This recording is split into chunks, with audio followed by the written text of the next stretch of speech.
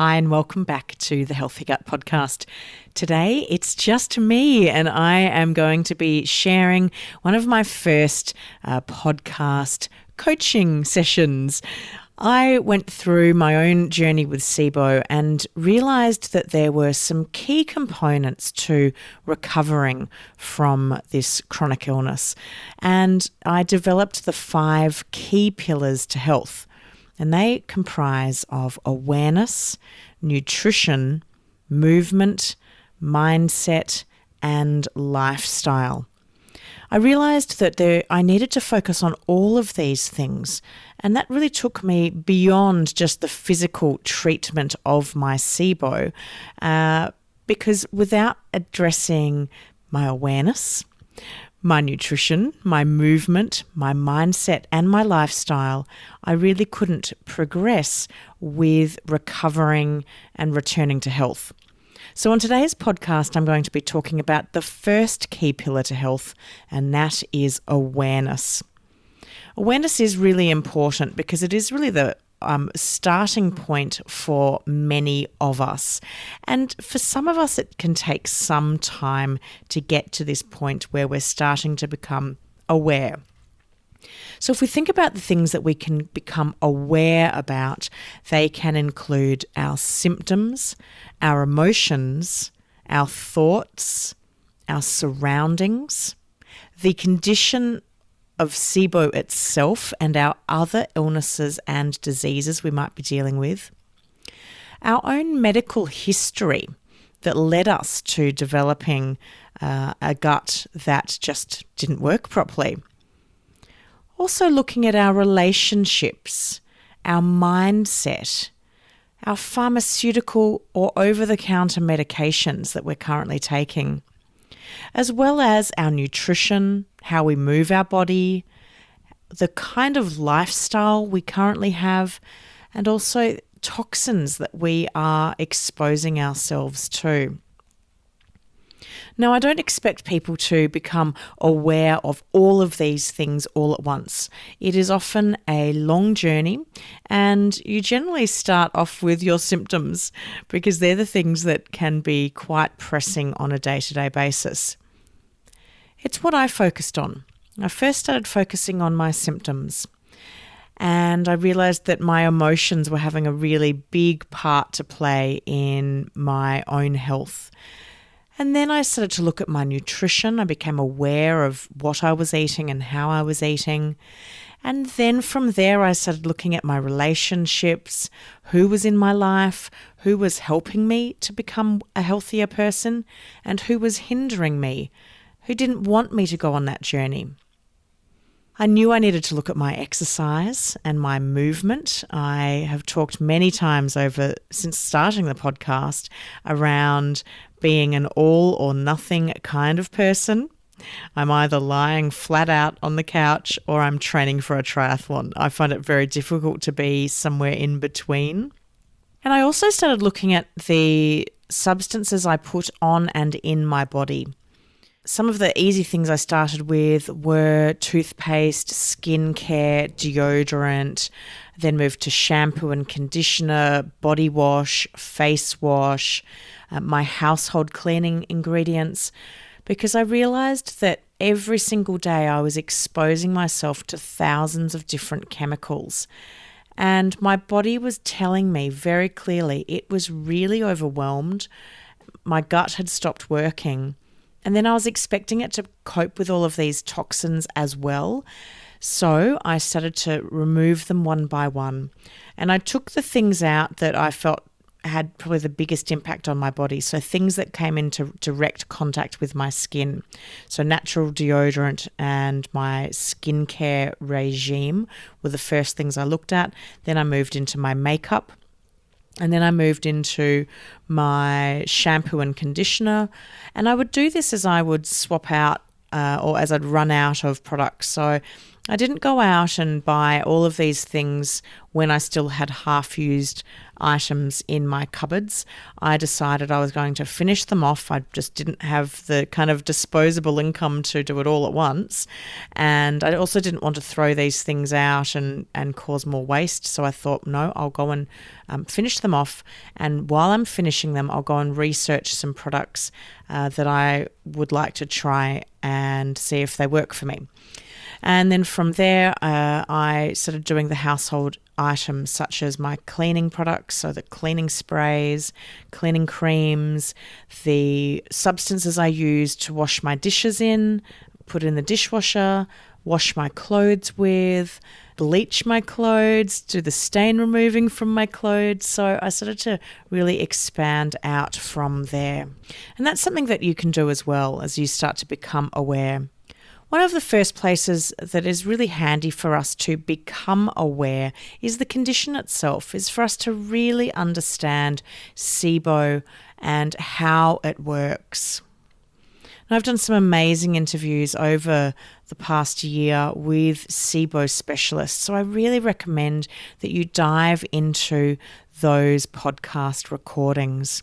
Go and check out episode number 2 and 3 with Dr. Alison Siebecker, the queen of Sibo. She's treated thousands of patients with Sibo, and she has such an in-depth knowledge of this condition. Also, check out episode 59 with Dr. Mark Pimentel. He was on last week, so go back and listen if you haven't already listened, because he does talk about Sibo. But let's just touch on it briefly because it really does help to become aware. So Sibo is one of the main causes of irritable bowel syndrome, and irritable bowel syndrome is the most common digestive complaint in the world. When they've studied people who have IBS, they see that it can be about, on average, 60% of those people have Sibo, and they believe the Sibo is what's causing their IBS. In one study, it was up to 84% of the participants. So Sibo is common, but it is still not commonly known about. Unfortunately, many of our primary healthcare practitioners, so I see these people as the first line of defence in our healthcare system. They're our general practitioners, our GPs, as we call them here in Australia, our MDs, as they're called in the States, the people you go to when you've got the common cough, cold, infection or problem and you want to go and see a doctor.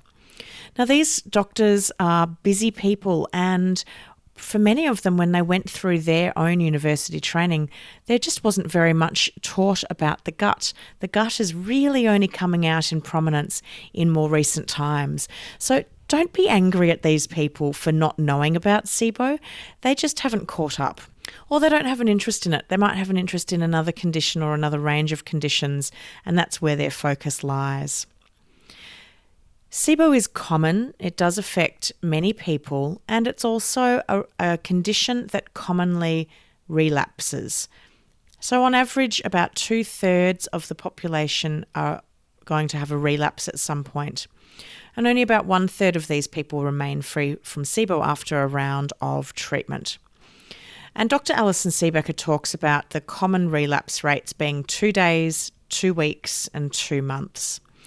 And if we think about why relapse occurs, it is happening because we haven't addressed the underlying reason of why our small intestine stopped working properly. Now, I know for me, this took some time for me to really grasp this concept. I'd been sick for such a long time that when I discovered I had this thing called Sibo, to me, I felt like I'd reached the pinnacle. I'd reached the end of the line. That's all I needed to know. I didn't know that Sibo was really just a symptom of something else or multiple things going wrong in my body.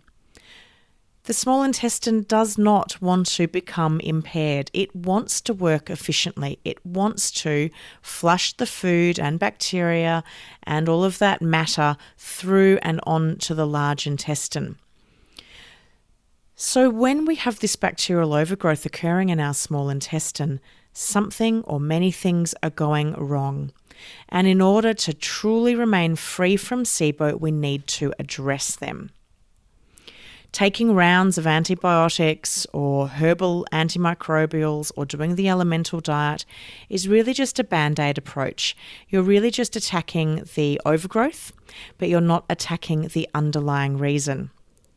I myself have experienced this firsthand.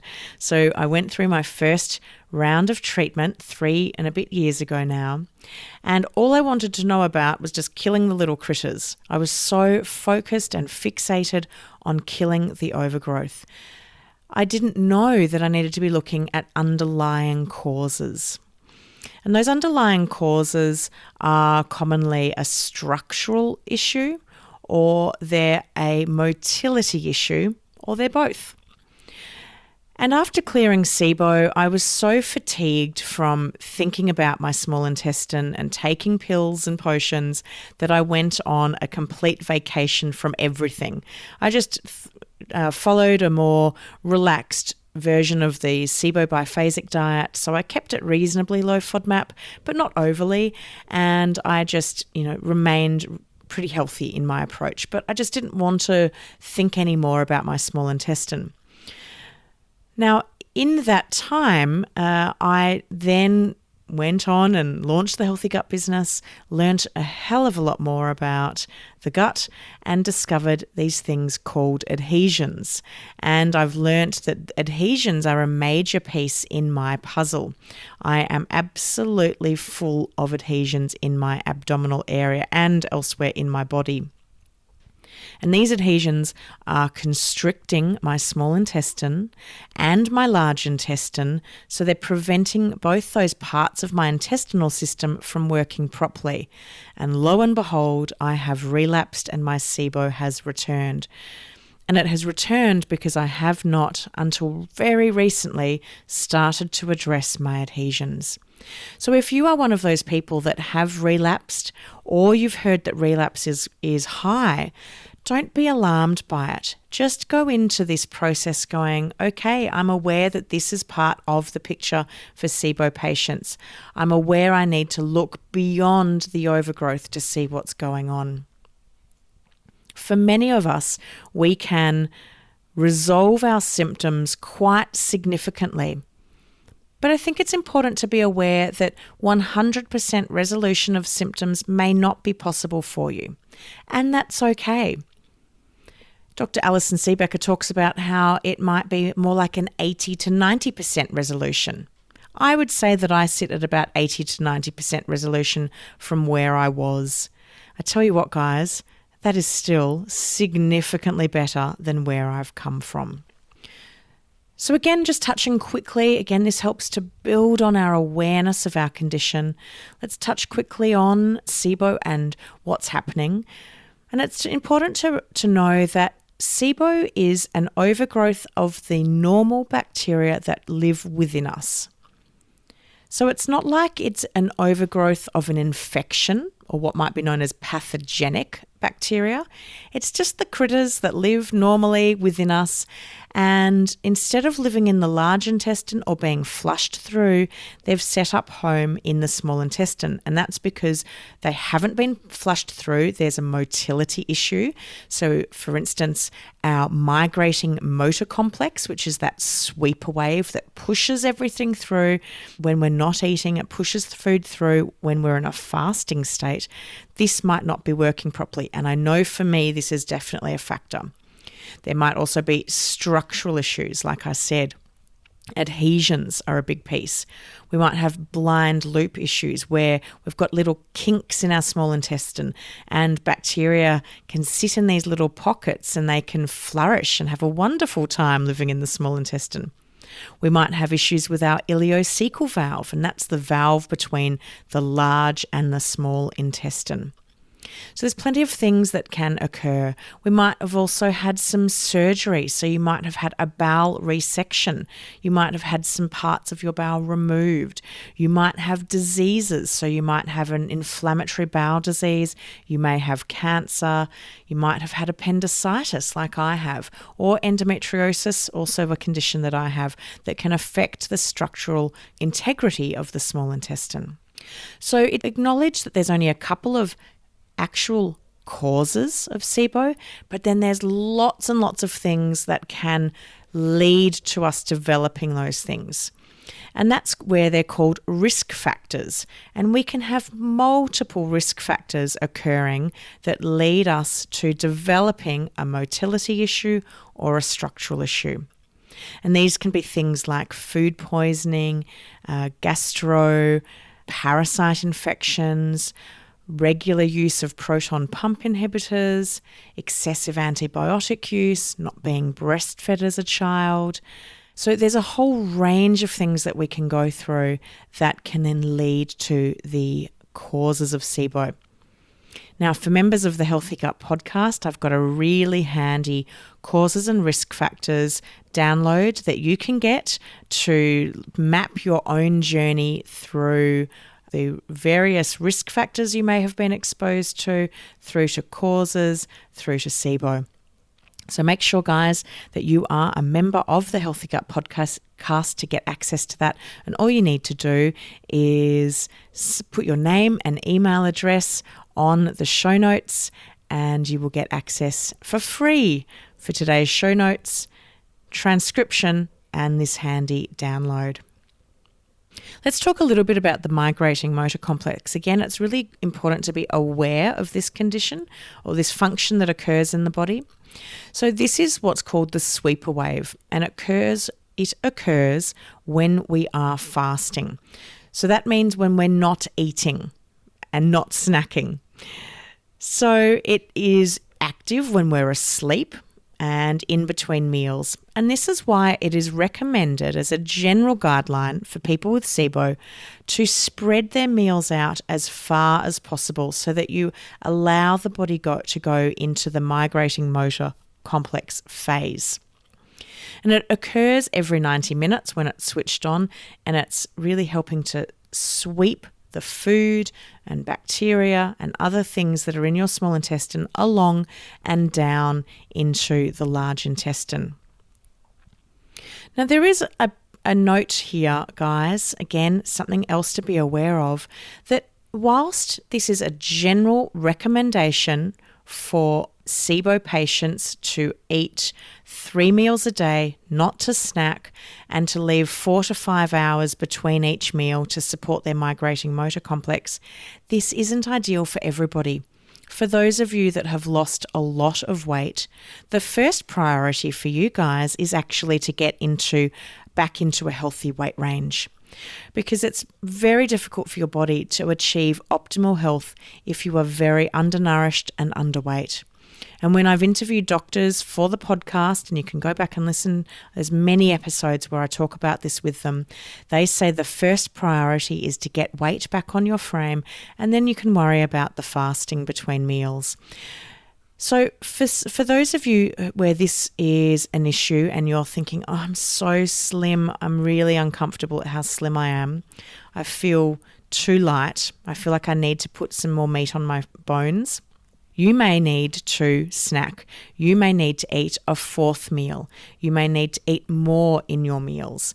And you may need to just focus on your fasting overnight. So for you, you might say, okay, well, I'm just going to fast from 8 p.m. until 8 a.m. That gives me a good 12-hour window every day, and I'm going to support my migrating motor complex with a prokinetic. So again, part of the awareness piece is taking the information about our condition on board and then looking at what's suitable for you. Understanding our symptoms is also part of becoming aware of our condition. Understanding our symptoms with Sibo is an important part of being aware. And our symptoms are generally caused by gases from our bacteria, which are fermenting the carbohydrates and the food that we're eating.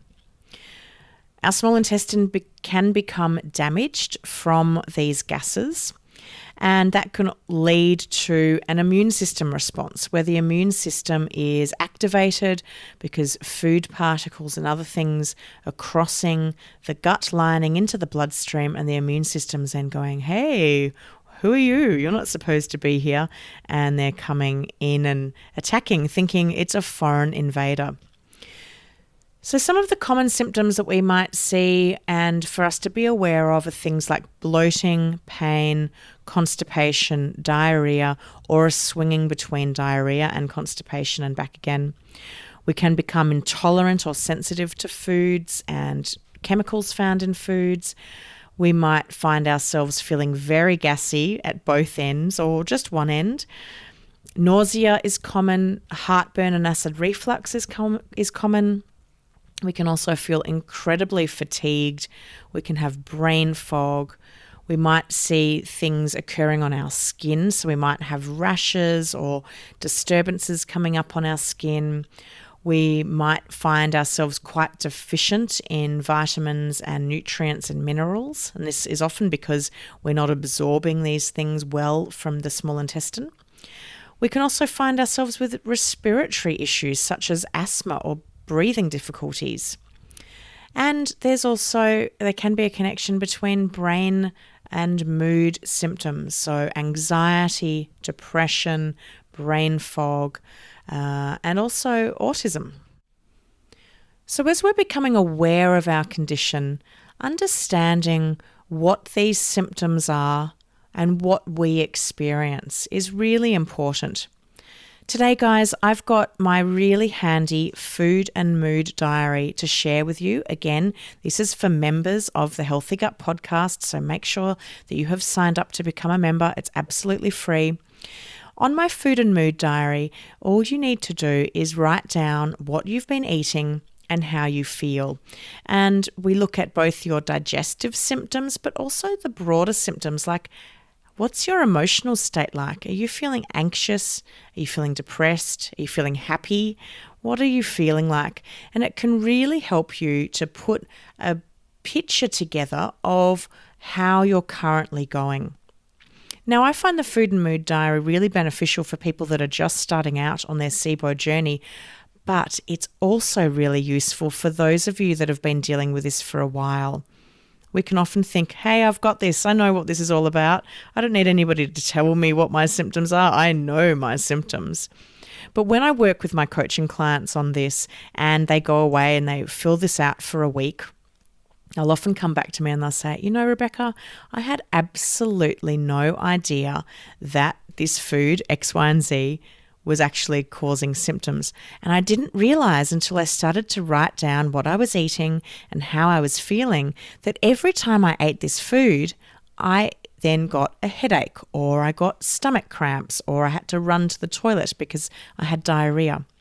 So it's really beneficial no matter where you are in your phase, and it can be a really great support to kind of get back to basics. For many of us, the first step of becoming aware is learning about the treatment options. And it's understandable. We really want to get rid of this overgrowth. Now we know what it is. We want it gone, and we want to deal with this as quickly as possible. So it's important for us to know what we have available to us, but also for us to be aware of the additional things that we generally need to do in our life to overcome this chronic and often long-term condition. So again, I've got interviews that I've done with previous doctors about Sibo treatment, so go back and listen to them. But just to touch on it, we've got antibiotics, we've got herbal antibiotics, and we've also got the elemental diet. And those three things are the key things that are being used by practitioners today to treat the Sibo overgrowth in the small intestine. Dr. Alison Seebecker and Dr. Stephen Sandberg-Lewis put together a Sibo treatment algorithm. And you can head to the show notes page and go and have a look at that. And it can help you to determine whether you have used all of the available options to you when it comes to treatment. A fourth component for treatment is often diet. So there are several diets that can be followed, and these are designed to help control symptoms. At this point in time, they don't believe that the diet itself is able to cure Sibo. And again, if we think about what's occurring with Sibo, there is a structural issue or a motility issue that is occurring to allow the bacteria to overgrowth. So this is why diet is not seen as a cure rather than as a symptom controller, because diet alone is not going to impact your structural issues or your motility issues. A key thing to remember, guys, about the diet is that these have been developed to be a guide. They're not like a Bible that should be followed strictly. Every single person is unique. Your microbiome is unique to you. So the food that your bacteria that live within you need is different from person to person. And I know it can be really frustrating where you just want somebody to tell you exactly what to do and that you follow that. But here's the thing about becoming aware.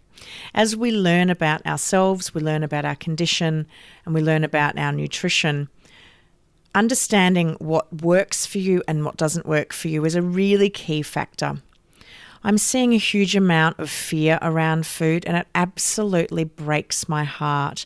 Food is not the enemy. Yes, it can make us feel sick, but it is not the energy. It is not the enemy. It provides us with energy and nutrition, and it is going to be what helps us to heal. So look at the diets that are available and then modify them to yourself. If you can eat something that isn't included on a diet, but you feel absolutely fine with it, eat it. That's fine. Dr. Alison Siebecker has joined me on my Sibo coaching program, webinars, and we've talked about this very thing. And she said, you know what, if you can eat that food, go for it. If it doesn't cause symptoms, then go for it. So the types of diets that you can follow are the Sibo Specific Food Guide by Dr. Alison Siebecker, which then led to the Sibo Biphasic Diet by Dr. Narala Jacoby, and she took the Sibo Specific Food Guide and put it into phases. So if you like structure and rules and guidelines, then this diet can be really good for you. The Low Fodmap Diet is also an option for people who want to be able to play around with their food, who like having flexibility. It uses a color code system, so green means low FODMAP, amber means higher FODMAP, and red means much higher FODMAP. And again, my concern with any diet protocol that uses red, amber, and green is that we know through our traffic light system that red means stop. Red often means danger. Red means avoid. These foods aren't bad foods. They're just higher in FODMAPs, and they're foods that you should hopefully be able to eat again in the future. So be mindful, be aware of the diets and how they've been structured. And if you find yourself having these kind of negative conversations of, oh, I must never eat that food because it's bad, let's say honey, for instance, that is red on the FODMAP diet because it's a high FODMAP food. But honey in and of itself isn't bad. Now, if you've got a fructose issue and you can't absorb or digest fructose well, then yeah, honey is something that is going to be difficult for you and you may never be able to introduce it. But honey is not a bad food. So just think about how you're approaching the wording in your own head and how you speak to others about foods. The Cedar Sinai diet, which is a low fermentation diet, is another option for people, as is the specific carbohydrate diet and the fast track diet. So guys, there's heaps of options out there for you. When it comes to picking a diet, the key is pick one and stick with it and then modify from there. What I see many people do, and we're going to dive more into nutrition on the Nutrition Coaching podcast, which is coming up in just a few weeks. But what I see people do is they download all of the diets, they print them all out, and then they try to marry them all together. And they literally drive themselves insane because on one diet, one food's allowed. On one diet, that same food is not allowed. So don't drive yourself insane. I've been there, done it. Got the photo.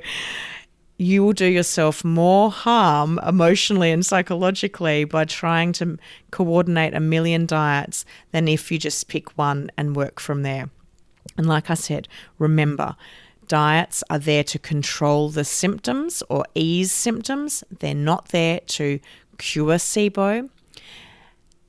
And they are to be modified. They are a guide, so use them as that. And also, guys, these diets are not a long-term solution. Remember, if you think about what's happening, if we get Sibo, we have a motility or a structural issue. We need to be addressing that in order to be moving forward with our health and recovering from Sibo. So if all we're doing is staying on a very restricted diet for a very long amount of time, all we're doing is restricting the fuel that our bacteria get, because we pull back on these higher FODMAP foods, which our broader microbiome actually needs. And we can actually be making ourselves sicker in the long run, because we can be killing off bacterial groups, whole colonies of bacteria that literally starved because we didn't give them the fuel they needed, and then our large bowel can become compromised. So we need to think about the bigger picture. If you're struggling with the nutrition component, I do recommend working with a nutritionist or a dietitian who is experienced in digestive health, and they can work with you to develop a specific nutrition protocol that is suitable for you. I often get asked about retesting and whether we should be retesting. Now, Dr. Siebecker talks about if you have gone, and Dr. Pimentel, if you have gone through a round of treatment and you've seen a significant improvement in your symptoms, then they won't necessarily retest you.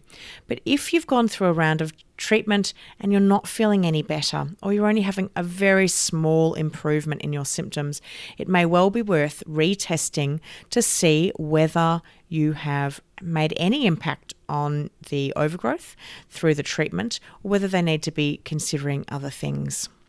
I myself have approached retesting in the sense of I was first tested for Sibo 3 years ago. I then went through treatment for 6 months. I felt great, but I wanted to know. So I chose to retest because I wanted to see the results. I'm someone that loves facts and figures, and I wanted to see whether I had actually reduced the overgrowth, which I had. I then decided not to retest until I started to feel a big surge of symptoms return, and I wanted to check whether I had hydrogen dominant Sibo or methane dominant Sibo, because I knew that depending on what type of Sibo I had determined the treatment that I would follow. And so that's why I retested, but I haven't retested again. I'm going off my symptoms, and I'm also very conscious that I need to do a lot of work around the rest of my health, including these adhesions and having them treated. And so I'm taking a much longer term, broader view of my recovery from Sibo this time around. Another aspect to become aware of are your thoughts and your behaviours. I'll tell you what's really common with Sibo people when they first get diagnosed. First off, it's relief. We are so relieved to finally know what has been going on, because for so many of us, this has been an issue for us for years. I don't hear from many people that have only been unwell for a few weeks or a few months. Most people say to me, I have been dealing with this for 10 years, 20 years, 30 years or more. So we are relieved beyond belief that we now have a name and a diagnosis. And then we become obsessed. We want to learn everything that's ever been published, that's ever been written or spoken about when it comes to Sibo. We throw ourselves into the online communities. We read every blog that's ever been published, regardless of whether they're actually valid or not. And we become obsessed. We want to talk about it to everyone that will listen. We look around us. We realize our friends and our family and our colleagues all probably have Sibo. And we feel like we have the elixir to life. We become very internally focused. We're so aware and focused on what's going on in our bodies, we can sometimes forget to live. And this is understandable because our symptoms can become all-consuming and controlling. But if we're not careful, we can find ourselves being a shell of the person we once were. We can find ourselves not going out, not socializing, becoming very anxious, very depressed, and very worried about the future. We totally forget to live life. So we need to become aware of this. How are we feeling? How are we living? So some tips I've got on what to do when the aware is problematic, as I call it, is we need to do something that takes our complete focus. I utilize post-traumatic stress disorder techniques to help me with this. Having had a near-death diving accident where I was scuba diving and I lost consciousness underwater after nearly suffocating/drowning, I came back to Australia after that trip and I found myself with pretty bad PTSD. And my psychologist at the time taught me some techniques to manage those times when I was in a really bad PTSD flare. And that would be where I would be feeling like I was underwater and I was drowning. Now, that was pretty extreme because I nearly died, but we can find ourselves in this zone when we have Sibo, and that is when we are just obsessing about it. We might be waiting for symptoms to occur because we've eaten something we haven't tried before and we're literally like, is it coming? Is the symptom coming? Is that bloating? Was that bloating? I don't know. Is it bloating? I think it might be bloating. I don't know. Is my belt buckle getting a bit tighter? Maybe my trousers are getting tight. I think my trousers are getting tight. Is my trousers getting tight? If you've done this, you know that routine. I did that a lot. So guys, get up. Do something completely different. So a PTSD strategy is you've got to change your brain and your body completely from what you're doing.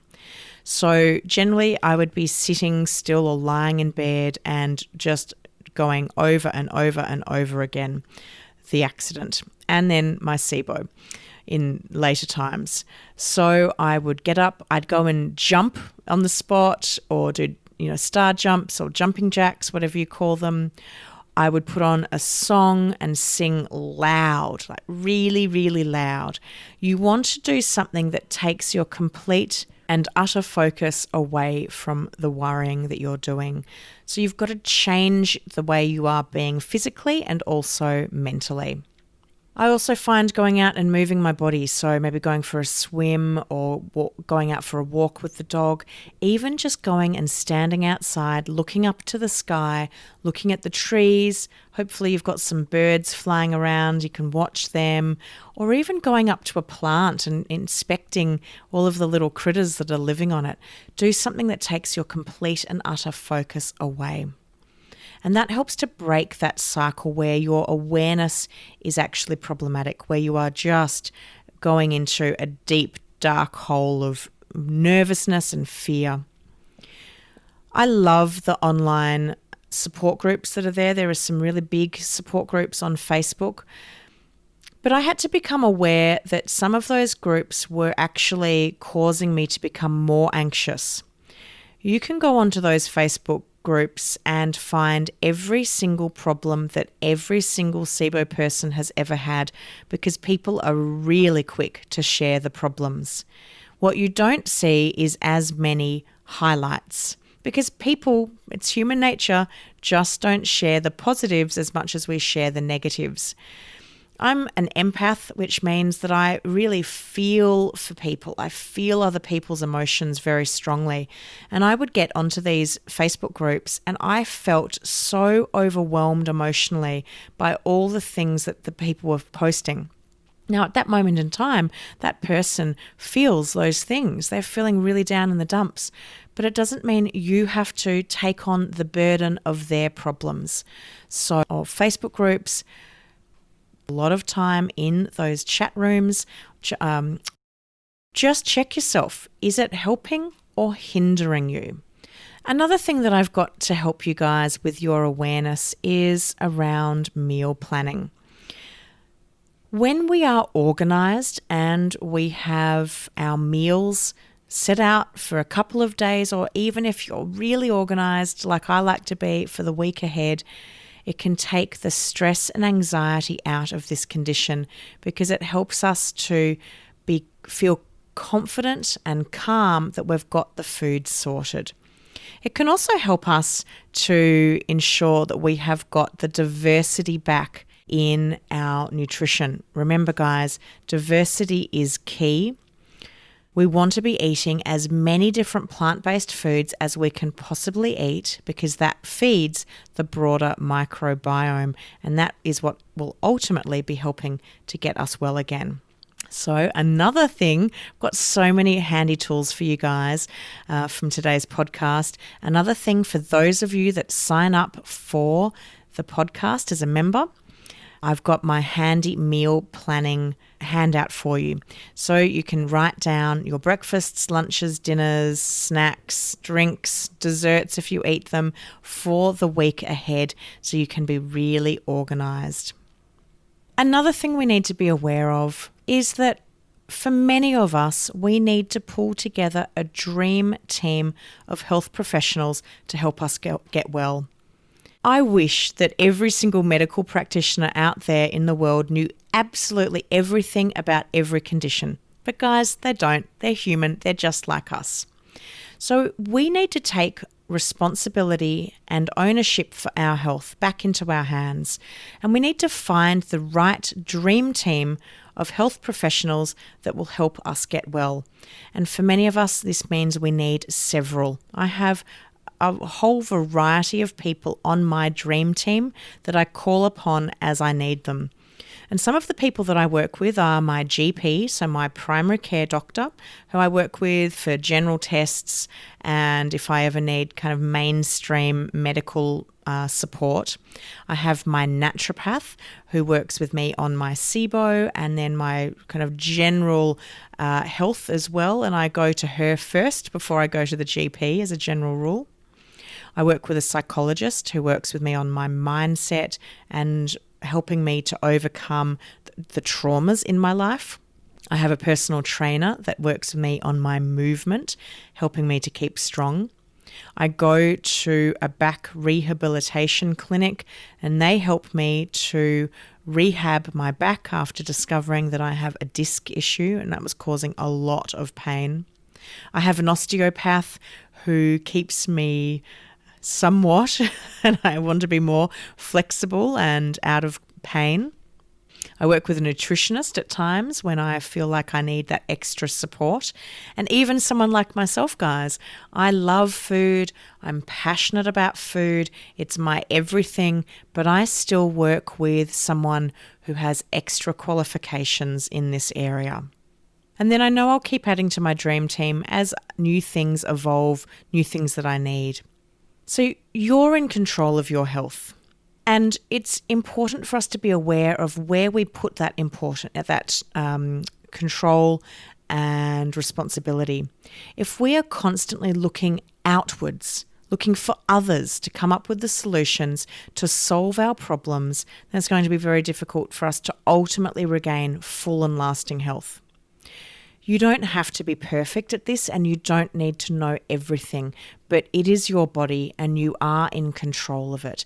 You control your thoughts, you control your behaviors, and you control your attitudes. You also control who is in your dream team. So if you have a doctor or a medical practitioner that you don't feel is right, you have the power to change that.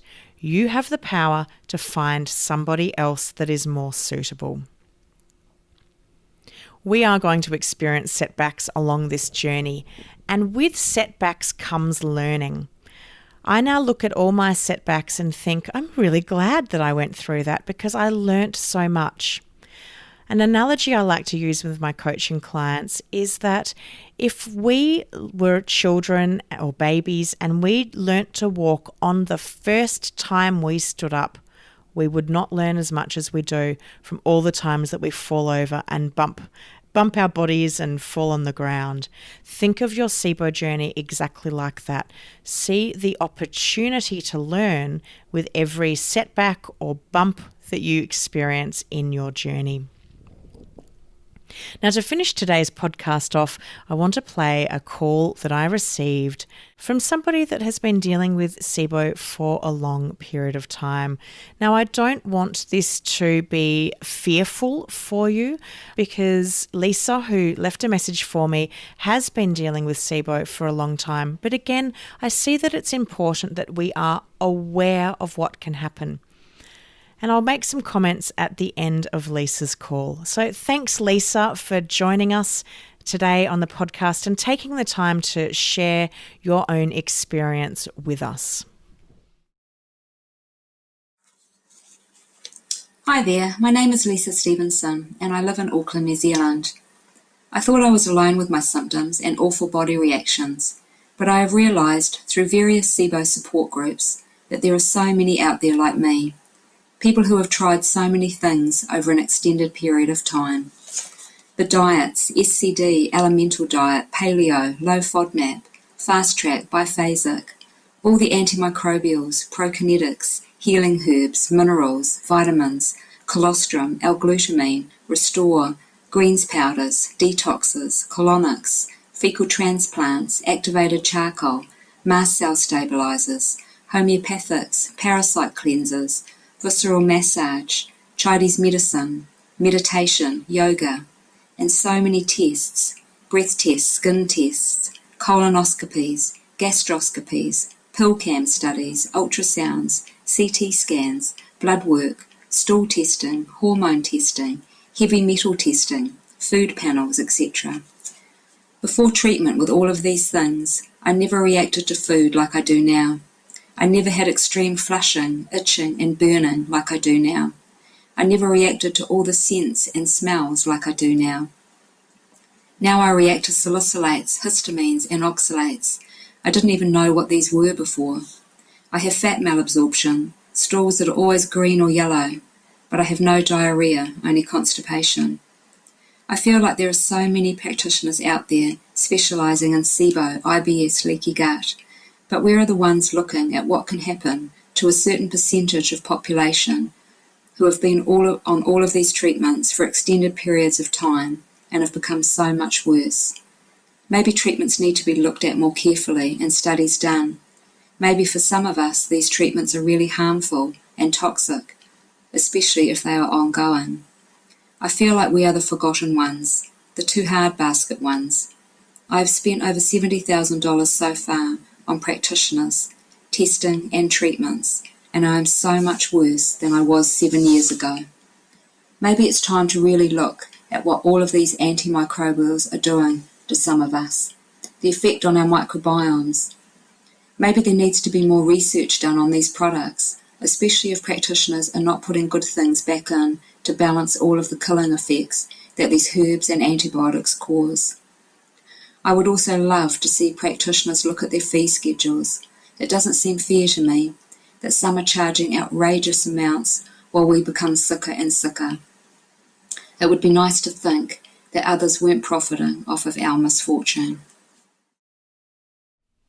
Thanks, Lisa, so much for taking the time to share your experience. And I do think it's really important that those of us that are perhaps a little earlier in our journeys are aware that we can end up worse off than when we started, as Lisa has. Now, this doesn't happen for everybody. I think it's important to know that Lisa is what I'd consider a small minority group of Sibo patients, but nonetheless, she is really important. We are in our absolute infancy when it comes to understanding the gut, and I know that in 10 years' time, 20 years' time, 50 years' time, we will look back at the way we manage Sibo and other conditions like it and probably shake our heads and think, why did we do it like that? This is the challenge with medicine. We only know what we know. And so our doctors today are desperately trying to help patients. Doctors want to help patients to feel well again. They're not going out of their way to make patients feel worse, but they're limited with the toolkit that they currently have. And so at this point in time, guys, our doctors have a range of different things they can use, but is that ultimately going to be the best thing ever? as we know it in the future? Probably not, but it's what we've got today. So do take into consideration the treatment options that are offered to you. And remember, guys, you are in control of your health. If it doesn't sit well with you, then you have the right to say, I would like a second opinion, or I would like to do some more research on whether this is right for me. Remember, taking all of these medications is like putting a Band-Aid on a cut. We are treating the symptom rather than the underlying cause. You may like to do what I'm doing right now, which is rather than taking a whole heap of killing agents to kill the overgrowth, I'm actually treating the broader microbiome. So I am trying to improve the diversity of my large bowel, and I'm having my adhesions addressed, rather than just taking month after month after month of killing agents to kill the overgrowth, because I am also very concerned around what I am doing to my broader microbiome every single time I take something to kill the Sibo overgrowth. Lisa has made a comment about the cost, and a part of being aware of Sibo and our condition is being aware that it does cost money for us to do this. I'm so sorry, Lisa, that you think you've tallied it up to be about $70,000. That's a lot of money to be trying to regain your health and not to be feeling any better for it. I have spent tens of thousands of dollars as well on my own health. We are paying for the education and the expertise and skills of our medical practitioners. Depending on where you are in the world, depends on how much money you have to pay for your medical treatment. I know there are people in the US that have to pay a lot even though they have medical insurance. Here in Australia, when it comes to alternative health, we still have to pay. We're not covered by our health insurance either. So it can be very, very costly. But these people have gone to university, they have studied under their medical qualifications, and they are ultimately trying to do the best thing. They've got their patients' best interests at heart. So I am sorry that you have spent so much money, Lisa, and that you have not ultimately achieved the outcome yet that you are after. But I do think it is fair that we do pay our medical practitioners for their time, their expertise, and their service. But again, guys, this is up to you. You have the right to choose who you see and where you spend your money. And you may find that it's better to spend your money elsewhere for this point in time. If you are signed up to a doctor that is forcing you to pay things, then I think you need to really question whether that doctor is right for you. But remember, guys, doctors ultimately go to medical school because they want to help people. They're not there. And I know that, every now and then we might see something in the news where someone is not the best doctor, but they are such a tiny, tiny minority out of the thousands, hundreds of thousands of doctors that are out there in the world who are ultimately trying to help people lead healthy and happy lives. So there you go, guys. That is the first key pillar in health awareness. And I hope you've enjoyed today. There's a whole heap of handouts that you can get by listening to today's show and becoming a Healthy Gut member, which you can do absolutely for free. All you need to do to get today's show notes is head to thehealthygut.co/awareness podcast, and that's all one word. And you'll get the show notes from today, and you'll see the opportunity to become a member of the Healthy Gut. All you need to do is add your name and email address. You will immediately receive an email welcoming you as a member, and you will get access to the full transcription from today and also all of those handy hints and downloads that I have shared with you. And just as a reminder, those things are the Sibo causes and risk factors handout, so you can track your own causes and risk factors. The food and mood diary, so you can track your symptoms with what you're eating. And also my weekly meal planner, so you can be super organized and plan your week's foods ahead so you can feel in control and not worrying about what you're going to be eating. I look forward to coming to you next week, and I will be sharing with you my interview with Rachel Fresco from Biobotanical Research. We're going to be talking about some of the products that she has developed, which are having a great success rate with Sibo patients. So join me next week with Rachel Fresco, and we'll be talking about some new supplements and some herbal protocols that you might like to consider following for your own Sibo treatment.